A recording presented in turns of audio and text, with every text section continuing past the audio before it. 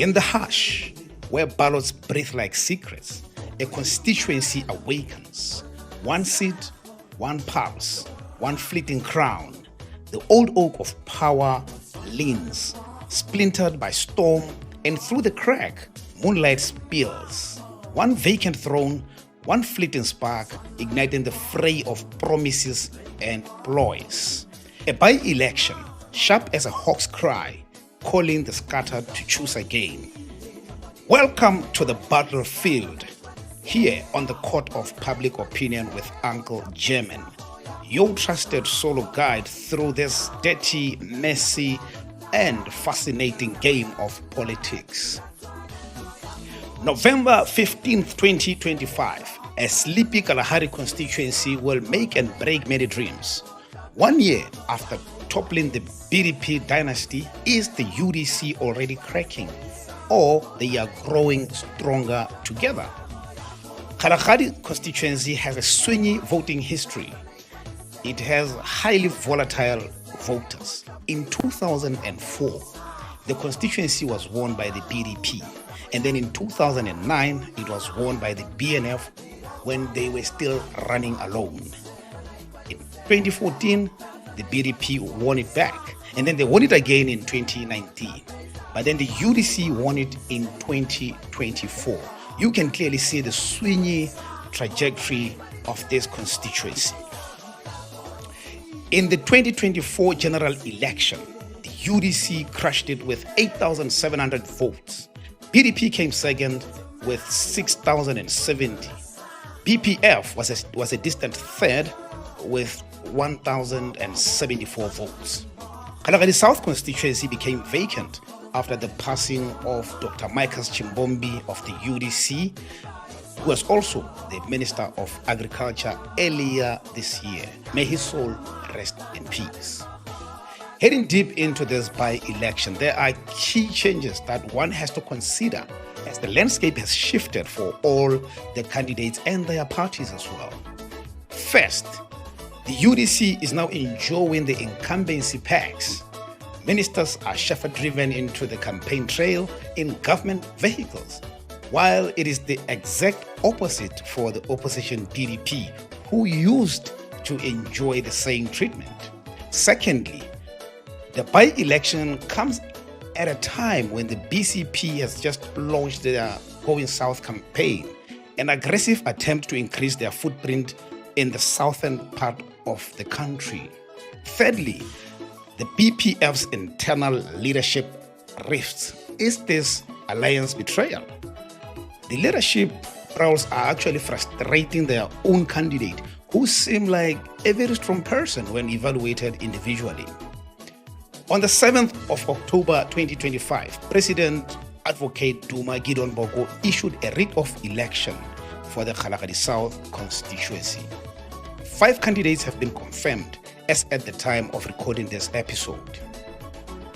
Botswana Congress Party nominated youthful Tsepan David Brooks, and his main campaign has been focusing on youth, farmers, and rural revival.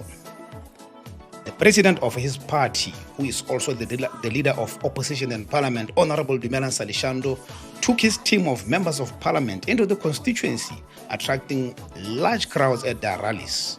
Botswana Movement for Democracy has also pledged support for the BCP at this by-election. It remains to be seen how this support will influence the voting patterns in the by-election. BDP's Diana Katse raised her hand to have another shot at the seat she lost to Dr. Chimbombi in the 2024 runoff. The BDP has been campaigning hard on the ground to regroup and make a possible powerful comeback. The party president, Mphoba Lopi, has been doing house-to-house campaign in the constituency. Some observers see this as a resurrection that could catch the ruling party off guard if the current sentiment is anything to go by. For the BPF, Penyo Sirimunyane soldiers on despite chaos post-party congress. He also had a run in 2024. The BPF's recent congress was embroiled in some chaotic scenes as the two competing lobby leaders battled over their relationship with the UDC. The pro-UDC lobby led by Lawrence Okeditse won the elections without the participation of the other lobby group led by former president / current president Nepato Reatile. In turn, Reatile declared that he is still the president of the party and appointed an interim committee all made up of his co-runners. He also expelled Okeditse and Barretua Matote, but they also expelled him through the Congress. In light of these expulsions and counter-expulsions, the BPF is highly likely to perform very poorly in this highly contested election. On the other hand, the UDC nominated Joseph Tokyo Modise. Modise is a consensus pick after internal BNF fights. The BNF had a massive headache in holding primaries due to internal fractures. The party leadership engaged elders in the constituency and settled for a compromise candidate, Joseph Tokyo Modise. The UDC is one of the top contenders for this constituency and have a chance to retain it. President Boko will hold a star rally tomorrow in Tsabong, something that's likely to attract swing voters and hype the ruling party. The last but not least candidate is Kgalagadi, an independent candidate. He is a former magistrate, and I heard him speak in a radio interview recently. In my view, he's running for clout, as he says he's on his way out of the country for further studies. This isn't just a rural seat fear. It's a high-stakes referendum on the new government's honeymoon. And there are 5 things I want to bring to your attention. UDC has been in power for 1 year. Voters are asking, where is the change that we voted for? And on the other hand, opposition claims locals are losing patience over slow delivery. Secondly, UDC BPF fragility. BPF with 5 seats in parliament are a key coalition partner for the UDC. In coalition politics, small parties are regarded as kingmakers. Now they are contesting against the UDC.